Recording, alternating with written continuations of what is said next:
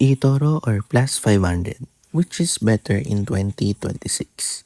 Both are popular trading platforms, but they're built for different types of traders. Choosing the wrong one could mean paying higher fees or missing features that actually matter to you. First, let's talk about eToro. eToro is best known for its social trading features. You can follow experienced traders, view their portfolios, and even automatically copy their trades using Copy Trader feature.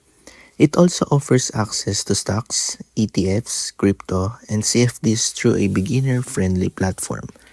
Now, let's look at Plus 500. Focuses more on CFD trading and is designed for traders who want a straightforward platform with advanced charting and risk management tools. It offers access to forex, commodities, indices, shares, and other markets through CFDs. The biggest difference is simplicity versus social investing.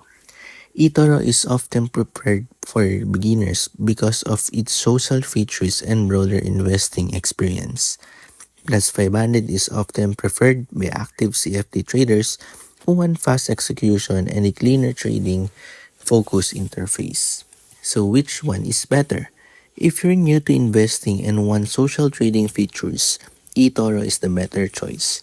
If you're focused on CFD trading and want a dedicated trading platform, Plus 500 may be the stronger option. eToro versus Plus 500. Now you know which platform is the better fit for your trading style in 2026. Don't forget to like and subscribe for more trading platform comparisons just like this.